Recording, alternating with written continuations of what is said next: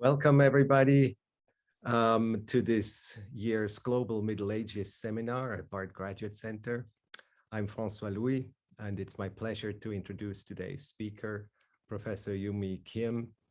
Professor Kim is currently chair of the Art History Department in Ewha Women's University in Seoul, where she has been teaching since 2017. Before returning to Korea, Professor Kim spent over 12 years in the US, getting her doctorate at Harvard and then teaching at Ohio State and Yale. Dr. Kim is a specialist in Buddhist art and ritual, and I know her in particular through her work on Liao Dynasty pagodas and the politics of Buddhist rituals in an international context. She has published over 20 articles and edited 4 volumes, including the handsome New Perspectives on Early Korean Art from Shilla to Koryo. She's also completing 2 monographs, one on Liao pagodas that grows out of her dissertation research, and another one on twin pagodas in East Asia. We're very grateful to have her speak to us today, despite the 13-hour time difference to Seoul. She'll talk to us on the cross-cultural history of Buddhist talismans in medieval China and Korea. Regarding format, Dr. Kim will speak to us for about 30 minutes, and then we will open things up for questions. For the question and answer period, please use the Q&A function. We also have a number of colleagues and students joining us as panelists. And we have automatic captioning, which you can turn on and using the CC option on the bottom of your screen. If we're recording this event, and a copy of the video will be available on our website and YouTube channel afterwards. And now I'm going to turn things over to Professor Kim. Thank you, Francois, for such a nice introduction. Before beginning this talk, I want to first thank Francois and the people at the Bard Graduate Center for inviting me to this seminar. And I also want to say that this presentation is based on my co-research with Professor Paul Kopp at Chicago University and Venerable Monk Jeonggak at Wongaksa. Okay. 2 weeks before this presentation, Korean media were filled with news about the Chinese character Wang inscribed on the left palm of Yoon Sung-yeol, who is one of the strongest presidential hopefuls of the People Power Party, the conservative opposition party in Korea. It turned out that Yoon showed up with the character written in his palm as many as 3 live-streamed debates. Many people in Korea are now suspicious that it is a certain type of talisman, although Yoon is negating such suspicion. Although it is difficult to know whether the character was really a talisman, this happening shows that the talismanic culture is still deeply rooted in contemporary Korean society. While the general public of Asia usually think that talismans were used in Taoism and shamanism, there were talismans used in the Buddhist tradition since medieval times. In order to trace the history of Buddhist talismans, this paper will focus on the talisman known as Dangseng Jeongtubu, or talisman of the Pure Land in the next life. In the Buddhist cosmology, the Pure Land is a heavenly realm where most of Buddhist believers want to be reborn in the next life. Among the dozens of Buddhist talismans that were used in medieval Korea, the talisman of the Pure Land in the next life was perhaps the most widely used one.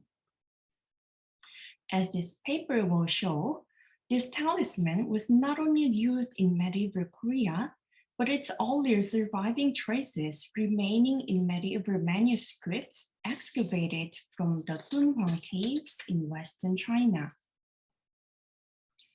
The popularity of the talisman of the Pure Land in the next life continued since the medieval times in Korea, and it is still being used in contemporary times, but not by Buddhist monks, but by shamans.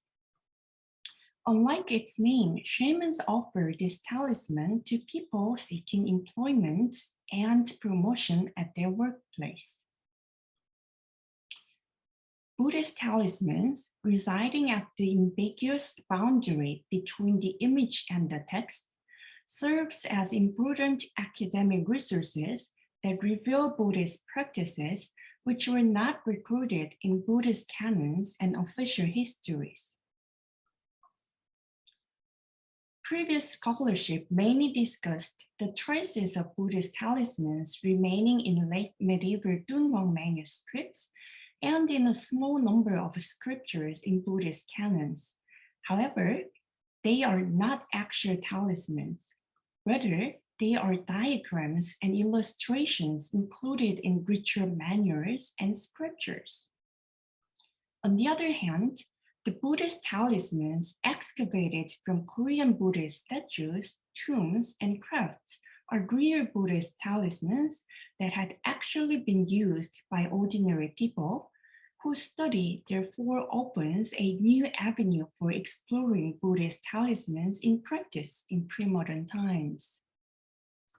Their materiality and original contexts offer a rare opportunity to illuminate the hybrid talismanic practices in which various elements of Buddhism, Taoism, and indigenous shamanism all mingled together.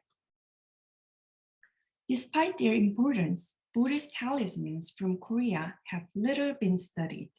Only a few examples excavated from Joseon period tombs were briefly mentioned in previous studies by Korean folklorists. In the field of Buddhist studies, Korean scholars mostly ignored talismans as superstitious trifles unworthy of scholarly attention. Korean Buddhist talismans, however, are important resources with which we can trace a Buddhist practice that formed a very broad interregional network of practice that obviously included Dunhuang to the west and the Korean peninsula to the east. Based on the talismans discovered from inside Goryeo statues and Joseon tombs, this paper will explore the practices surrounding the Buddhist talismans, illuminating their transformation from a cross-cultural perspective. Let us begin the journey into the world of Buddhist talismans from the contemporary talisman of the Pure Land in the next slide. The spiral figure in its lower right corner is its unique feature, which makes it easy to recognize among other talismans. Based on the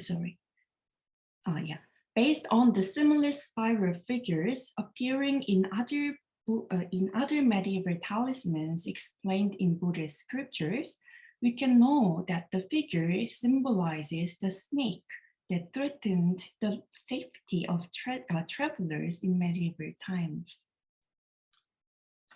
Above the spiral is a square containing the word Shizhen, word honored one of the epithets for the Buddha.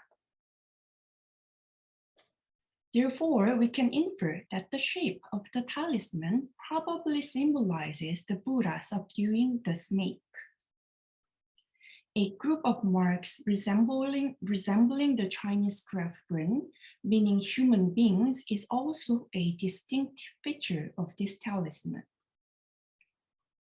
The talismans of apparently the same type are found stamped on a 16th century Korean jacket that was excavated with a mummy from a tomb in Paju County in Gyeonggi Province. The mummy was revealed in 1995 when the Association of Gyeongju Jeong clansmen was moving their ancestral tombs. Because the mummy was in unusually good condition, it was featured in major newspapers in the following day. The mummy turned out to be that of Cheong-un, a high-ranking court official during the reign of King Jeongjong. 7 layers of clothing were wrapping the mummy, and 20 more garments were tightly filling the coffin. Among the excavated garments were a jacket and a skirt stamped with Buddhist talismans and incantations. The jacket and the skirt are thought to be clothing of Lady Yang of Namwon clan, the wife of the tomb occupant, because Joseon period coffins were sometimes encased with clothing of close family members offered for the deceased. The skirt was stamped with a square xylograph that contains dharanis, or Buddhist incantations, including the 6-syllable incantation and the incantation for shattering hell. As for the jacket, the exuberant lotus vine patterns woven into its silk textile make it challenging to decipher the texts and images stamped in vermilion pigment. Despite the fuzziness of the stamped images, we can recognize the 6-syllable incantation, the famous incantation of Avalokiteshvara Bodhisattva stamped on the recto of the jacket.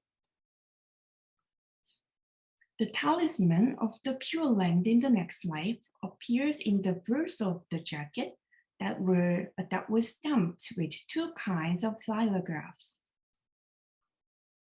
The same type of xylographs were discovered stamped on the paper pasted on the inner side of the coffin panels of Cheong-un, which help us identify the details of the contents of the xylographs.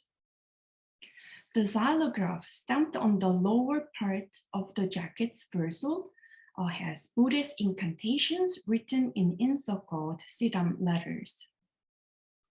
In the center of these siddham letters, there is a vertical rectangle containing the talisman of the Pure Land in the next life. Below the talisman, it is written, quote, "Seal of the Pure Land. The person who carries it will be reborn in the Pure Land in the next life," unquote. This short inscription clarifies the talisman's believed efficacy during the Joseon dynasty. The centrality of this talisman in the xylograph suggests that the wife of Cheong-un chose to stamp this xylograph on the jacket to wish for the good rebirth of her deceased husband. As for the xylograph in the upper part of the jacket's verso, it bears as many as 18 different kinds of Buddhist talismans placed in its in its right side and bottom row.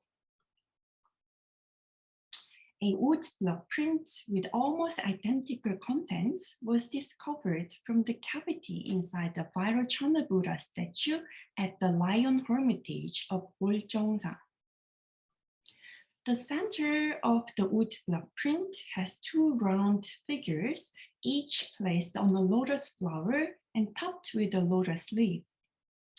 According to my co-research with Venerable Jeonggak, the one in the left is the seal of the Ushinisha mind, and the one in the right is the signature of the Tathagata Shakyamuni. The talisman of the Pure Land in the next life appears among the talismans arranged below these 2 figures. The 4 Chinese letters inscribed under the seal, 당생 정토, meaning the Pure Land in the next life, indicates that the talisman had the same name in the Joseon period. Most of the other talismans included in this wood block print can be identified based on their names inscribed below each of them. According to the prayer inscription in the right side, the wood block was carved in 1456 with a donation from Lady Xin of Yeongabu and baby E of Prince Yongsun. It seems that the donor Lady Xin commissioned the woodblock due to the death of her grandson baby E, who was a grandson of Prince Yongsun.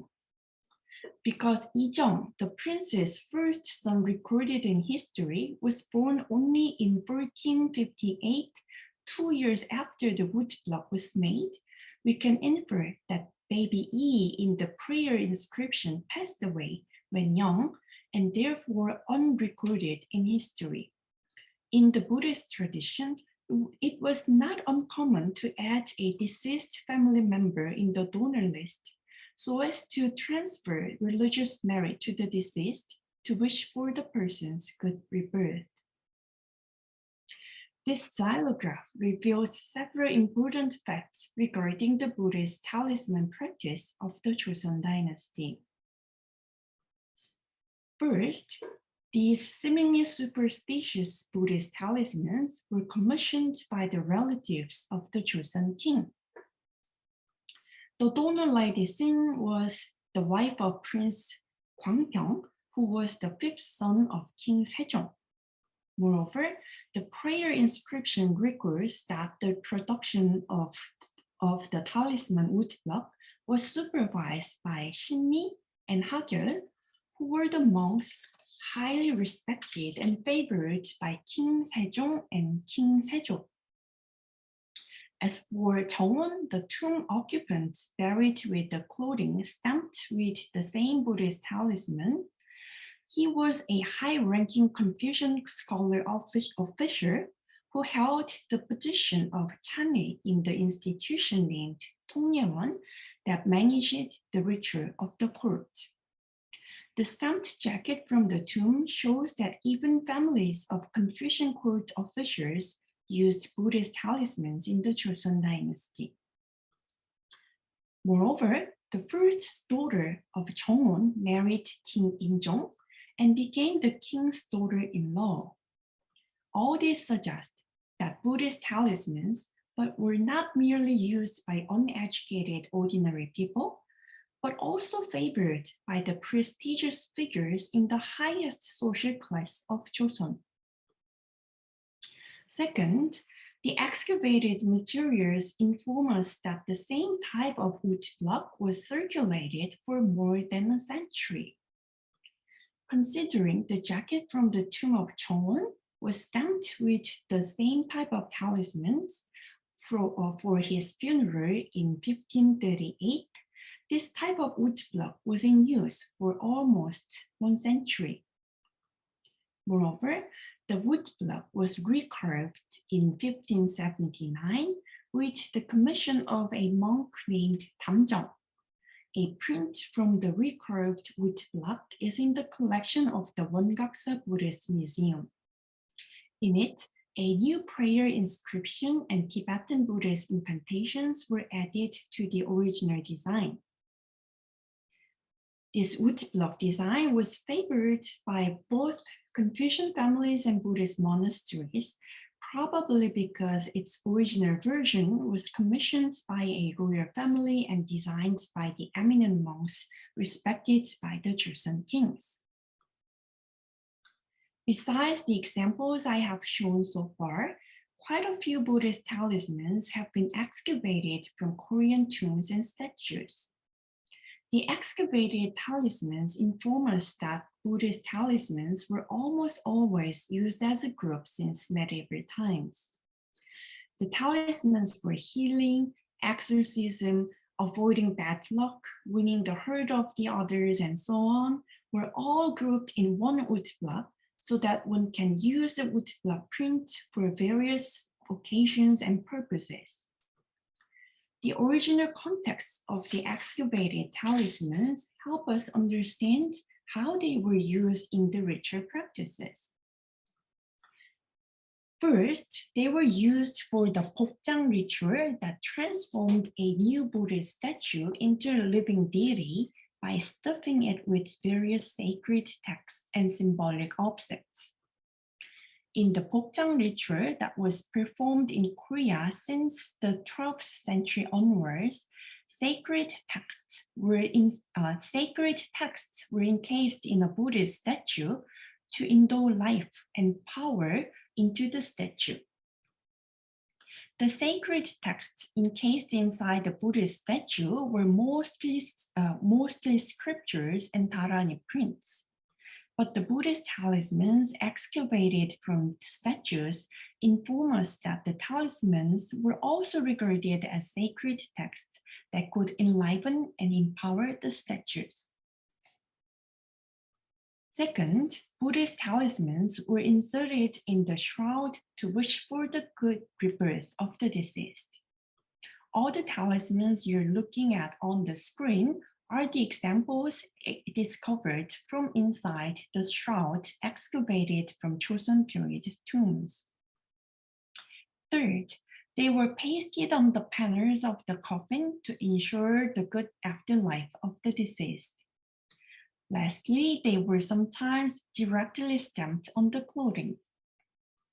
Besides the jacket from the tomb of Cheongwon, there are cotton armors from the late Joseon period, which indicate that not only Buddhist talismans, but also Taoist talismans were stamped on garments. Cotton armors were used after the French campaign against Korea in 1866.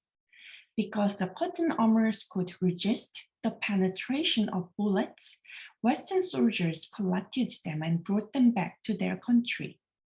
The one I examined at the Metropolitan Museum of Art a few years ago is stamped with various Taoist talismans that were believed to bring protection against injury and fire, as well as the Buddhist talisman, Om Mani Padme Hum, arranged in a circular form.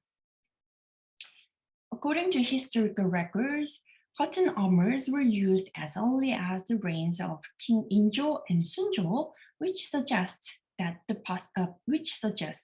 possibility that the talismans were stamped on such armors since the 17th century. The wide circulation of Buddhist talismans is testified by their inclusion in the collection of mantras and the daily ritual manual of Sangha compiled in the late Joseon dynasty. A set of 24 Buddhist talismans respectively appear in these books published in Joseon, in which we can find all the 18 talismans commissioned by Lady Shin, including the talisman of the Pure Land in the next life. Usage of the talisman of the Pure Land in the next life in Korea, however, started much earlier than the Buddhist talismans were included in the ritual manuals published in the Joseon dynasty. According to my co-research with Venerable Jeonggak based on excavated talismans, Buddhist talismans were already used in the 13th century at the latest in Korea during the Goryeo dynasty. We have found 8 different examples of Buddhist talismans from Goryeo, and 20 different kinds of talismans were found in these 8 examples. As for the talisman of the Pure Land in the next life, it appears in 5 cases. While its forms are almost identical with that of the talisman of the Pure Life in later times, they were circulated under several different names during the Goryeo dynasty. As you can see in this chart, they were entitled Seal of the Pure Land Bodhisattva, Seal of the Pure Land, and Seal for the rebirth in the Pure Land in the excavated talismans from the late Goryeo period. Their names are notable that they were called seals rather than talismans, which suggests that they had been originated from seals. The square lines surrounding each talisman also suggest that their origin was from the seal. As a matter of fact, Paul Kopp argued that the Buddhist talismans used in medieval China were actually Buddhist adaptations of native Chinese stamp seals featuring talismanic writing. Now, let us briefly examine the format of the talismans from Korea to better understand how they were used by practitioners. They were either produced as an independent woodblock print or included in a miniature accordion book to be carried on the person. The earliest example of the talisman of the Pure Land in the next life we have found so far appear in the long miniature scroll of collected mantras and dharanis dated to 1227. The opening section of this scroll begins with 10 different kinds of Buddhist talismans. The scroll was commissioned by Ewha, who was then the de facto ruler of Korea during the period of military rule. This shows that the Buddhist talismans were favored by the figures in the highest social class since the Goryeo dynasty, and such tradition continued to Joseon as we have examined earlier. Most of the Buddhist talismans from the Goryeo period could survive until today because they were enshrined in a Buddhist statue during the Gokjang ritual. One example, however, was discovered from inside a silver bracelet, which is now in the collection of the Rium Samsung Museum of Art. This bracelet shows that Buddhist talismans were sealed in a bracelet in Korea to wear it on the body. It reminds us of the incantation of wish fulfillment encased in bracelets during the Tang dynasty in China. These examples show that Buddhist incantations and Buddhist talismans were both carried on the person in the similar way in medieval China and Korea. According to our collaborative research with Paul Kopp, the prior forms of the talisman of the Pure Land in the next life are preserved in the medieval manuscripts of Dunwa. As is well known, a large number of medieval manuscripts were discovered in Mokgao Cave 17 in the early 20th century, and many of them were brought to London and Paris by Aurel Stein and Paul Balliot. The traces of the talismans used in Korea are found in 5 Dunhuang manuscripts, whose dates probably range from the 9th to the 10th centuries. They appear in the ritual manual entitled Separate Rites of Manibhadra, King of the Wish-Fulfilling Jewel and Wheel. The manuscripts of this ritual manual contain different assemblies of Buddhist talismans. Among these manuscripts, the talismans with the same shape as the Korean talismans of the Pure Land in the next life are found in 3 of them.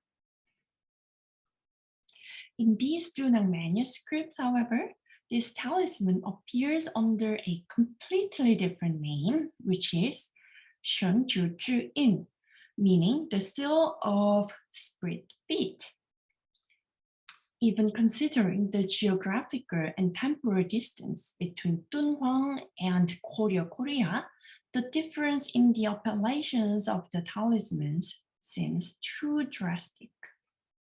However, the descriptions about the efficacies of the seal of split feet in the Dunhuang manuscripts help us understand why this talisman seal later transformed into a talisman for rebirth in the Pure Land. The efficacy of the seal is accounted as you can see on the screen, in this explanation on how the seal of split feet can ease one's long-distance journey, the Dunhuang ritual manuals emphasize that one can even travel to the world of bliss to the west in an instant with the power of this talisman seal. The word of bliss to the west means none other than the Pure Land of the Buddha Amitabha. Among the functions of this talisman seal, it seems that the power to immediately transmit one to the Pure Land captured the mind of Buddhists in Korea, where it became the main function of this talisman seal, transforming the seal into the seal of the Pure Land, and later in Joseon into the talisman of the Pure Land in the next life. Among the 25 kinds of talisman seals in the separate rites of Manibhadra from the Dunwa manuscripts, 8 of them also appear in the Korea Buddhist Talismans. All of the 8 Buddhist talismans underwent similar modification through selective adoption and changes in terms of their believed efficacies and their names after their transmission to Korea. For example, the seal of sandalwood and jewel found in 3 Dunhuang manuscripts became the seal of eyes of penetrating vision when transmitted to Korea.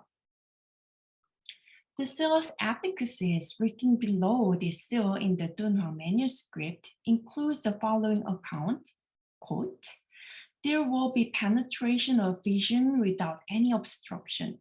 Looking up, one's vision arrives at the peak heaven of the formless realm. Below, one's vision arrives at the Vajra disk. Everything between it and the seal bearer is unobstructed to one's vision and will be penetrated," unquote. This account helps us understand why this talisman later gained a new name, the seal of eyes of penetrating vision, when it was transmitted to Korea. As shown in this paper, the Buddhist talismanic seal from Dunhuang and Korea show much similarities as well as modifications, suggesting that they had a shared root. Although those from Dunhuang are dated to around the 10th century and therefore predate the surviving Korean Buddhist talismans by a few centuries, this does not mean that the former is the origin of the latter. Rather, both seem to be ramifications and variations of a larger entanglement of Buddhist talismanic practice fused with native Chinese rites. Before closing this paper, let us return to the contemporary talisman of the Pure Land in the next life used by shamans in contemporary Korea. Why do Korean shamans offer them to people who are seeking for employment and promotion at their workplace? The term "tangseng" in the name of this talisman originally meant next life in Buddhist scriptures, but in contemporary Korean language, this term also means this life. Therefore, Korean shamans began to give a new interpretation to the name of this talisman, explaining to their customers that it is a talisman that changes one's current life into the Pure Land, or the paradisic world. In the Korean society, unemployment rate has been increasing and finding a job is getting more and more difficult. As the number of people seeking for employment is growing, Korean shamans are now offering this talisman, saying that it will help them find a job, therefore making their present life into the Pure Land, or the world of bliss. Okay, thank you very much for listening to my talk. Okay. Thank you so much, Youn-mi. This was a wonderful and such an interesting talk. I guess I will take advantage of my status as moderator to ask the first question. I was wondering whether the explanations on some of the talismans you showed, they're looking like in Chinese characters underneath them. Is that a common thing for Korea, that these talismans are having sort of an explanatory need or a translation with them? or is this just the source that you found that is a book about talismans? Okay, thank you for your question. In the Korean talismans, oftentimes they have their names or efficacies written below them. But sometimes, some of the talismans do not have any inscriptions, but among the examples we have found, I would say about 80 or more than 80% of them have inscriptions of their name or efficacies. Yeah. On the other hand, those from Dunwa, they're not actual talismans. They are from this ritual manual. So usually they come with fairly long explanation on how to make them, how to use them, and what are their efficacies. I see. Thank you for your question. Anyone on the panel have a question? If so, oh, Diana has the hand up. Hi, Professor Kim. Thank you so much for a wonderful talk. I really enjoy it. So I'm really fascinated by the cotton garment where Buddhist and Taoist talisman were stamped side by side. So I was wondering if Korean users differentiated the functions between Buddhist and Taoist talisman, and where did they get this kind of models of Taoist talisman? Did they get this kind of Taoist talisman from, like, for example, printed Taoist canon like Daozang? Thank you. I see. Thank you for your question. Well, in the Korean Buddhist tradition, it is very interesting that people usually mix up Buddhist talismans and Buddhist incantations or tarani or zhenyan or tuoloni, and sometimes they were mixed with Taoist talismans as well. So it seems that the people didn't really care for the boundaries between these different materials. It is more contemporary scholars who are who are trying to put them into different categories. And about your second question, how do Korean people in pre-modern times got to know about the Taoist talismans? At the moment, it is not easy to answer that question because our study on these materials are still in a preliminary stage. And in the future, I want to expand my research into the Taoist talismans from China, and if possible, we'll try to figure out how they were transmitted to Korea as well. Thank you for your question.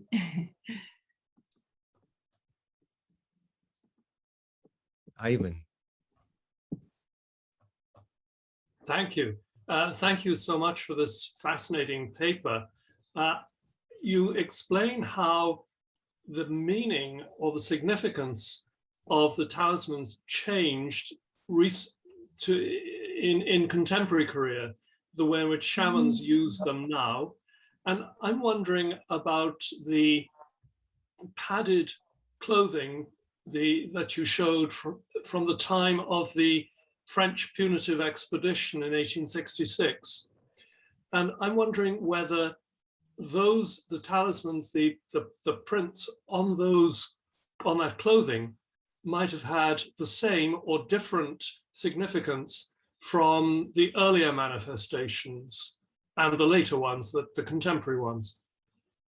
Could you explain the later part of your question? Yes, I'm wondering if the significance of the talismans changed between the early examples that you were discussing and the ones from 1866. Importance has changed.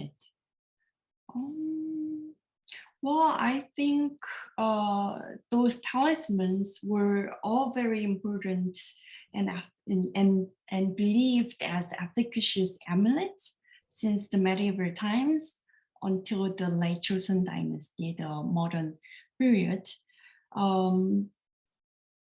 And there is a possibility that there were more similar cotton armors stamped with similar talismans. But unfortunately, we don't have surviving earlier examples. I think, I mean, as for the cotton, particularly the cotton armors you showed interest, unfortunately, only those from the 19th century survive. But according to the historical documents, people in Korea began to use cotton armors as early as the 17th century. And that's just, I mean, that's how much we can know based on the historical records. And who knows, there were more similar examples even from earlier time periods. So, but because quite a lot of Buddhist talismans and also Taoist talismans have been excavated from the Goryeo and Joseon dynasty, it seems that they has been a very important, they were forming a very important aspects of Korean religious practices. I hope that I answered your question. If you have more questions, please let me know. I'm assuming then that the significance of the stamping on the cotton armor was the same or similar to the significance that those talismans had in the earlier period, that there's no change of meaning. Ah, I see. And then if I may add some more explanations, not only in Korea, but also in China and even in the Middle East, people often added like a sacred words or like incantations on armors. So there are other examples of Korean and Chinese and Middle East armors, which has stamped or how to say, like a carved carved the phrases of incantations or other amulets. So in a larger religious landscape, I would say these talismans, Taoist talismans, how to say, on these cotton armors were, I mean, part of this human belief or human practice that try to, how to say, protect themselves during the war times by adding and by wearing these kind of armors. Right. Thank you. All right, I have a question online from our colleague Itai Weinrib, who says, thanks for the wonderful talk. I have two questions. Number one, in Byzantine culture, what you interpret as a snake is interpreted often as an image of a maze into which the evil eye should be attracted to and be caught, so to speak, in the maze. I wonder if we can think of the snake as representations of mazes. Do you want the other question as well? Or do you want to... I will answer to this question first. Well, thank you so much for your very insightful comment. Well, the person who suggested that the spire figure might be the symbol of the snake is Michelle Strickman, who passed away in 1990s. But your suggestion is very interesting, especially because the original name of this talisman is the seal of spirit feet, which enables and eases your travel, right? So there is a possibility that this spider figure is the maze, and the seal can help you find the ways out of this maze. So I will do more research and see if there's any possibility that they might also mean mazes. Okay, Yeah, or sorry to jump in. Or I was sure, yeah. thinking, or a wheel, which is very prominent in Buddhist symbols as well. I mean, especially comes in talisman. I mean, that also comes in the travel kind of vein of the discussion as well. Yes, thank you. I had The wheel is also very important in the Buddhist symbolism. That's true. Right. I had a different kind of question about a more general question, maybe about materiality in a Buddhist context in general. And generally, I was wondering if you could kind of explain more like the Korean Buddhist attitude towards matter, like where matter lies in relation, like not just the talisman, but the, you know, like in the Pupchung ritual, when the Buddha sculpture becomes activated, or it becomes sacred, becomes more than just an object, perhaps. But you know, what role does matter play in relation, for example, to human beings? You know, and maybe between human beings and inanimate objects, between inanimate objects and then other sentient beings, and then human beings.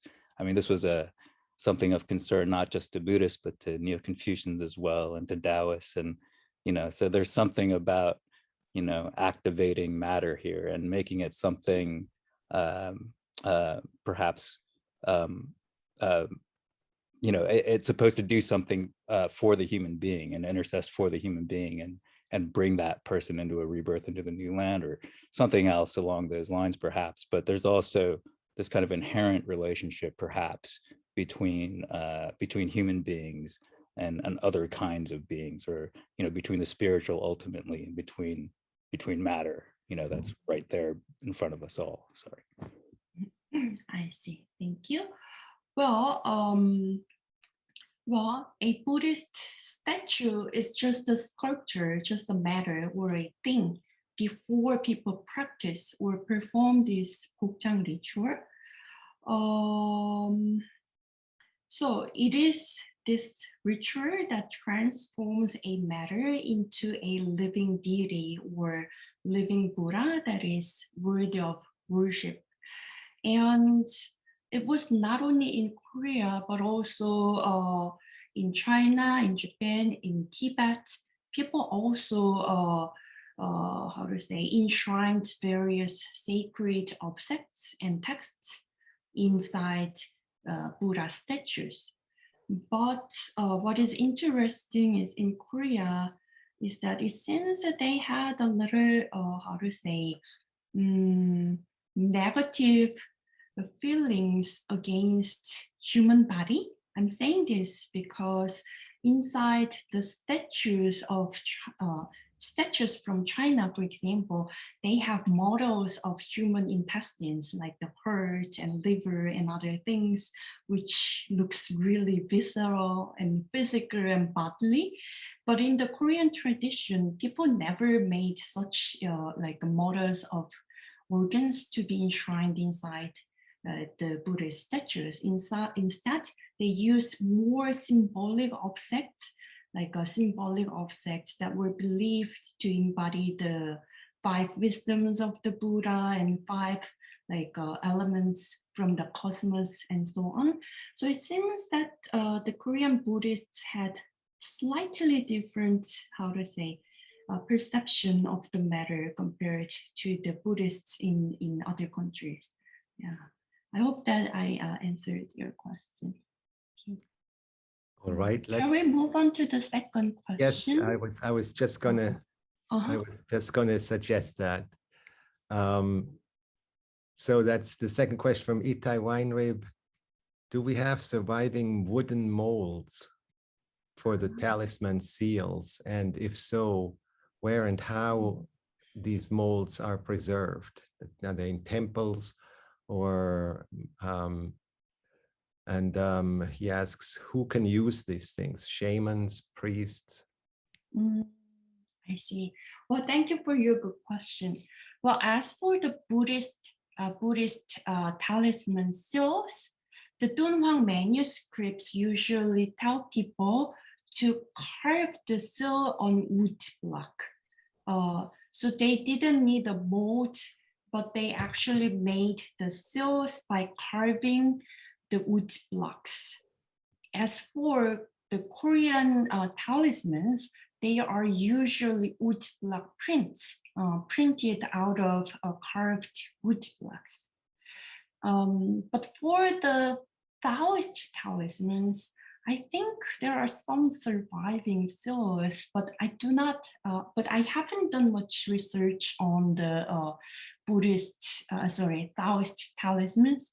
So probably my colleague Paul Kapp, although he's not here today, would know much more about them. And where and how these seals are preserved. Oh, okay. So it seems that during the Joseon Dynasty, once people made a wood block to make prints of the talismans, it seems that people used the same wood block for a century and for a long time.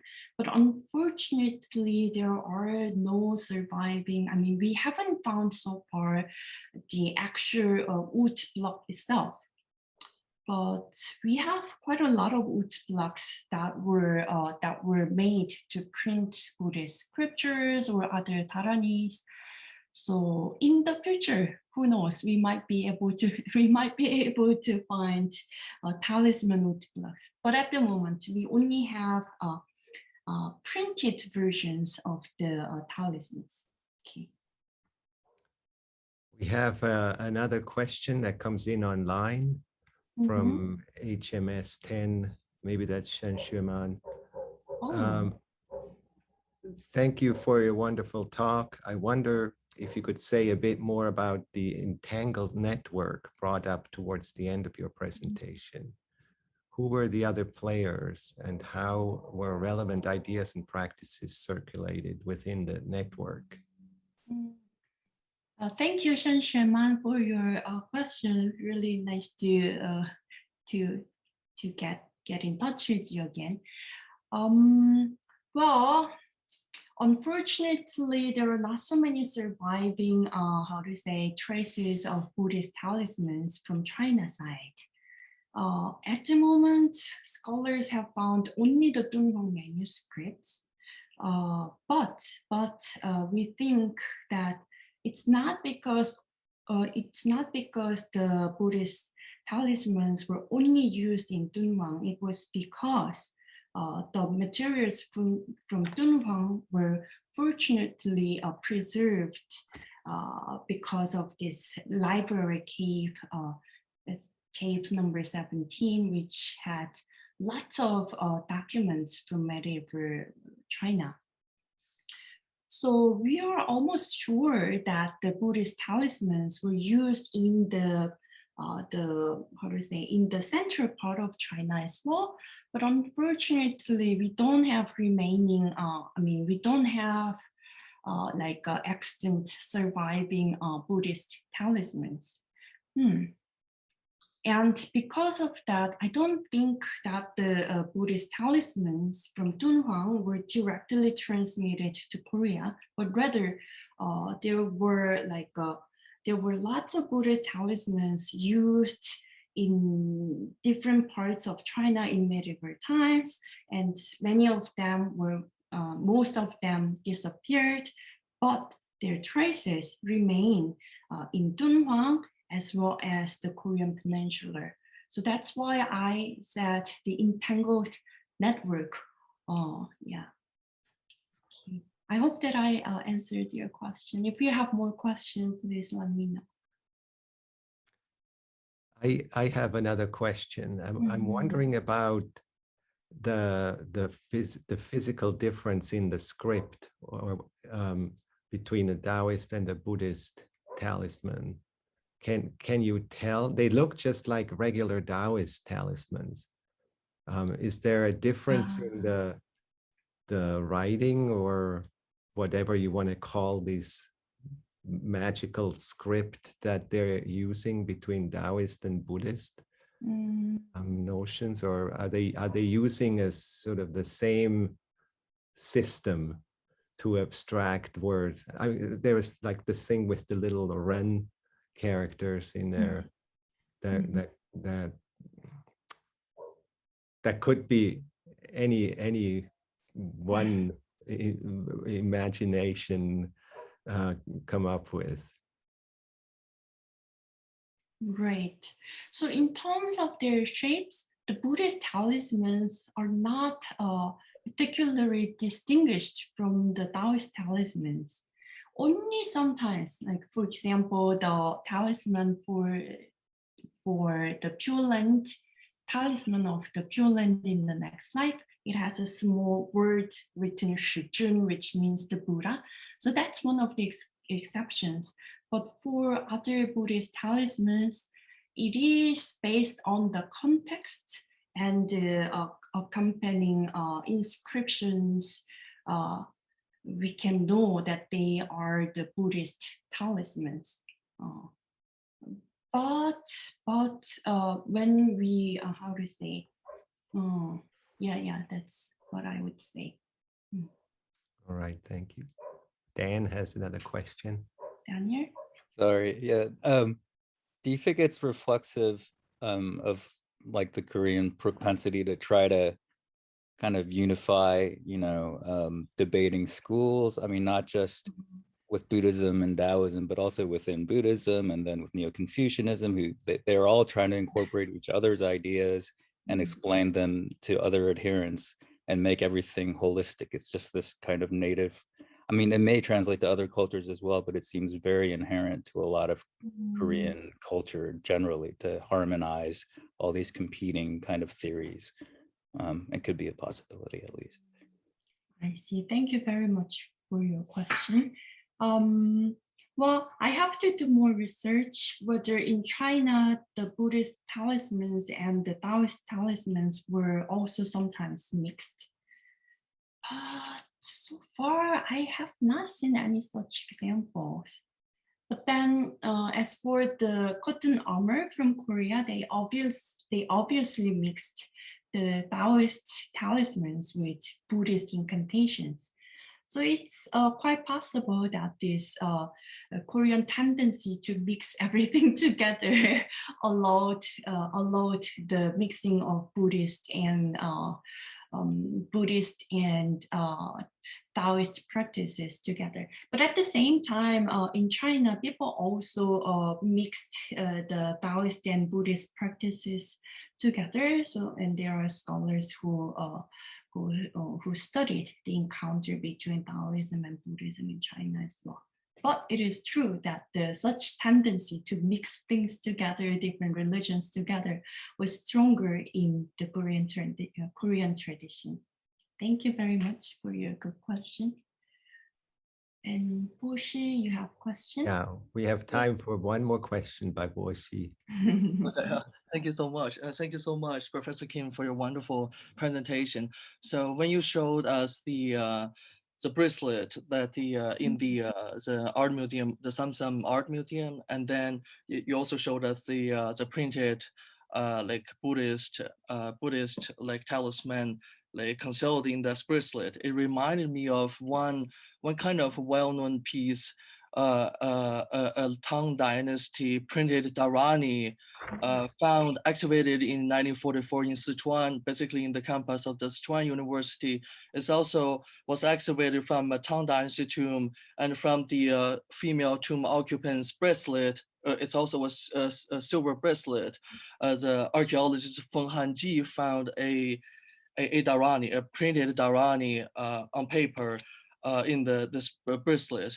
I think right now it is stored in the National Museum of China, but actually compared to the Dharani compared to the Buddhist talisman that you showed us, that in the Samsung Art Museum, that one, and usually in the Song Dynasty, like 5 Dynasty and late Tang period, we in China usually those printed sheet Dharani, they would be filled with Dharani written in Sanskrit and decorated with the icons of the Buddhas. It is really rare to see those like seal-like symbols printed on those, we say, late Tang 5 Dynasty Northern Song Dharanis. I'm wondering if there's any example in Korea that we see that like those Dharani, like no seal type symbols printed on those talisman in the in Korean context. I see. Well, thank you very much for your good comments. Yes, in China, archaeologists have excavated quite a few bracelets which encased Buddhist dharani or incantation, particularly the dharani of the wish fulfillment, something like that. Siu, Chu, Tu, Turoni. Sorry for my pronunciation. But the Korean example is very interesting because it encased Buddhist talismans instead of a dharani. As far as I know, I don't recall a Korean bracelet that encased dharanis. But I think there might be more bracelets from the Goryeo dynasty whose inner space has not been studied. So in the future, there might be there is a possibility that in the future people might find more Buddhist dharanis inside Korean bracelets as well. At the moment, we only have this talisman from a silver bracelet. Thank you very much. Thank you so much. May I ask a following question? So, Sure. could you explain a little bit more about the encasing or enshrining Buddhist talisman or dharani in a bracelet? So I'm kind of curious about this practice, and is it a Buddhist practice, or why you encase a piece of printed paper or dharani in a bracelet instead of like pendant or other things, because it's common practice. So do you have any thought on that? Thank you so much. Well, thank you for your question. As a matter of fact, my colleague Paul Kapp studied much on this topic. And I think he wrote in his book, if memory is correct, he inferred that the bracelet in the upper arm of the Gandharan Buddhist sculptures, it's not actual bracelets, but the bracelet sculpted on the Gandharan statues. He suggested that those bracelets probably also enshrined something like dharanis inside them. So the tradition may goes up to the ancient Indian times, and it was pretty common practice in the Buddhist tradition, which later transmitted to the Korean peninsula as well. And once you encase a dharani inside the bracelet, then you can wear it on your body, and then you can carry it everywhere. And although you cannot actually see the dharani or talisman, you know that it's inside the bracelet and you're wearing it. So which can give you like the feeling of like a protection, and it makes you feel ensured that you're being protected or you're getting the efficacy of the dharanis or the talismans. That's why you put it in a bracelet. Okay. But as I showed you in my presentation, there are also miniature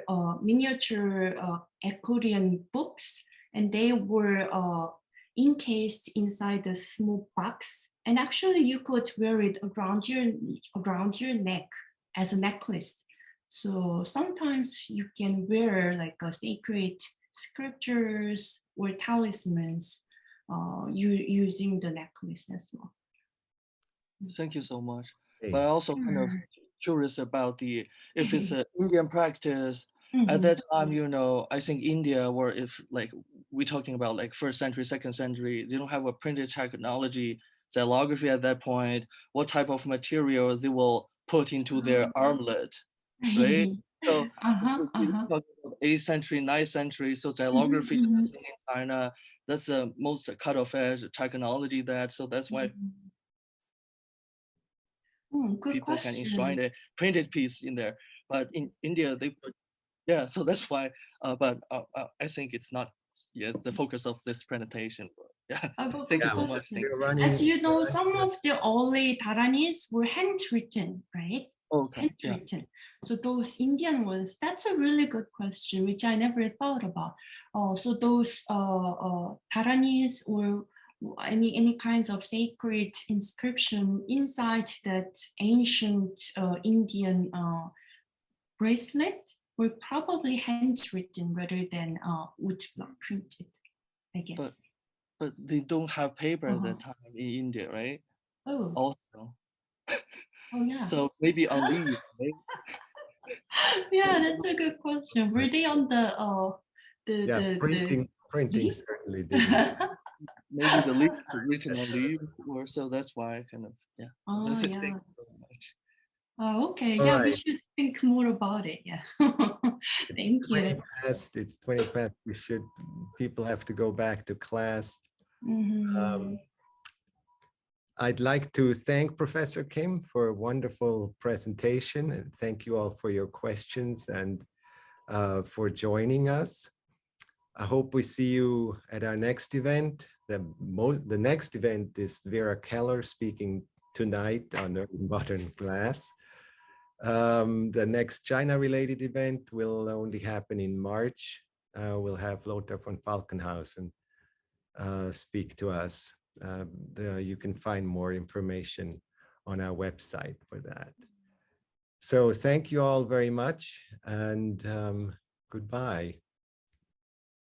Okay, bye. Bye.